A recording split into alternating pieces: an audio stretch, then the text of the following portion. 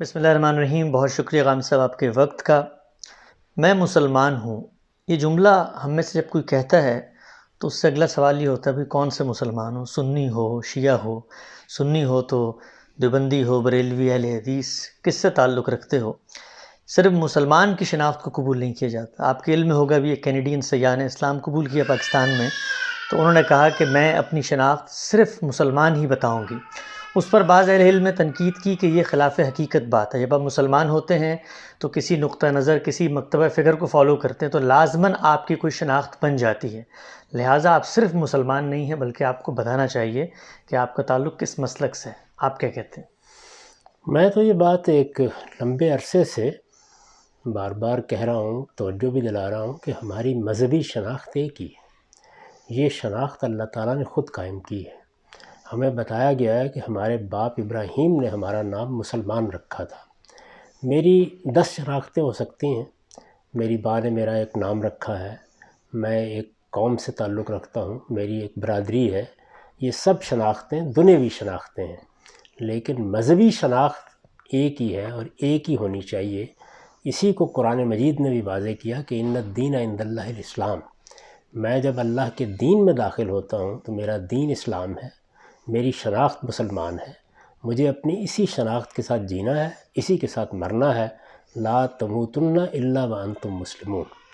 اگر کوئی شخص آج مسلمان ہوا ہے، پہلے سے مسلمان ہے، میں تو ہر شخص سے یہی کہوں گا کہ جب اس کے مذہب کا معاملہ ہو تو اسے پورے اعتماد کے ساتھ اللہ کا شکر ادا کرتے ہوئے اور پورے افتخار کے ساتھ یہی بات کہنی چاہیے کہ میں اول مسلمان ہوں، میں آخر مسلمان ہوں، اور یہی میری شناخت ہے جو میں دنیا میں بھی چاہتا ہوں، اور قیامت میں بھی جب اٹھوں تو میری دعا، میری آرزو، میری تمنا یہی ہے کہ مجھے مسلمان کی حیثیت سے اٹھایا جائے۔ اب رہی یہ بات کہ کوئی شخص اسلام میں داخل ہوا ہے تو ہم اس سے وہی بات کہیں گے جو ہم پہلے سے موجود لوگوں سے کہتے ہیں کہ اپنے آپ کو ان تعصبات سے بالاتر کریں۔ آپ کو جب کوئی دین کے فہم سے متعلق مسئلہ درپیش ہو تو آپ اہل علم کو دیکھیں، ماضی کے اہل علم کو دیکھیں، حال کے اہل علم کو دیکھیں۔ عام آدمی سے یہ تقاضا نہیں کیا جا سکتا کہ وہ ایک خاص اصول کی پیروی کرے گا، وہ ایک خاص طریقے سے چیزوں پر غور کرے گا جس طرح کے اہل علم کرتے ہیں۔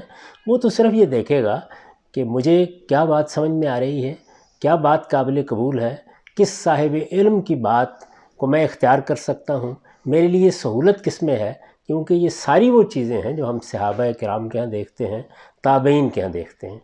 اہل علم کے لیے تو اس میں کوئی شبہ نہیں کہ یہ ضروری ہے کہ وہ اصول کے مطابق رائے قائم کریں۔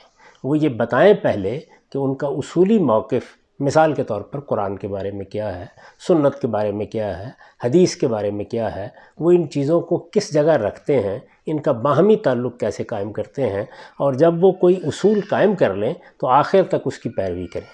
وہاں یہ ضروری ہے کہ آپ کے ہاں استمرار بھی ہو اور آپ کے ہاں کسی نوعیت کا تضاد یا تناقض بھی نہ ہو، لیکن عام آدمی سے یہ تقاضا نہیں کیا جاتا۔ وہ دیکھے گا، اگر ایک بات اس کی سمجھ میں احناف کی آ رہی ہے اس کو قبول کر لے گا، اگر وہ دیکھتا ہے کہ کسی معاملے میں مالکیہ کا نقطہ نظر زیادہ قرین قیاس ہے، عام آدمی کی جتنی استعداد ہے، جتنی استطاعت ہے، اس کے لحاظ سے وہ رائے قائم کرے گا۔ تو کیوں اس کو اس بات کا پابند کیا جائے گا کہ وہ یا حنفی ہو یا شافعی ہو یا دیوبندی ہو یا بریلوی ہو یا اہل حدیث ہو، وہ سب سے استفادہ کرے گا، سب اہل علم کو اپنے اہل علم سمجھے گا، سب ائمہ کو اپنے ائمہ سمجھے گا، اور جس کی بات اس کو زیادہ قابل قبول نظر آئے گی اس کو قبول کر لے گا۔ وہ ماضی کے کسی شخص کی بھی ہو سکتی ہے، وہ حال کے کسی صاحب علم کی ہو سکتی ہے۔ اس معاملے میں عام آدمی پر کوئی پابندی لگانے کی ضرورت نہیں ہے۔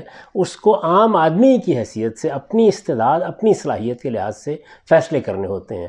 وہ اپنے اوپر کوئی خاص چادر کیوں اوڑھ لے اور اپنے سر پر کوئی خاص ٹوپی کیوں پہن لے؟ وہ کہے میں مسلمان ہوں، اول مسلمان، آخر مسلمان، سب مسلمانوں کے علماء میرے لیے قابل احترام ہے، میں سب سے رہنمائی حاصل کروں گا، اور جس معاملے میں رہنمائی میرے نزدیک زیادہ بہتر ہوگی میں اس کو قبول کر لوں گا۔ بہت بہت شکریہ غام صاحب آپ کے وقت کا۔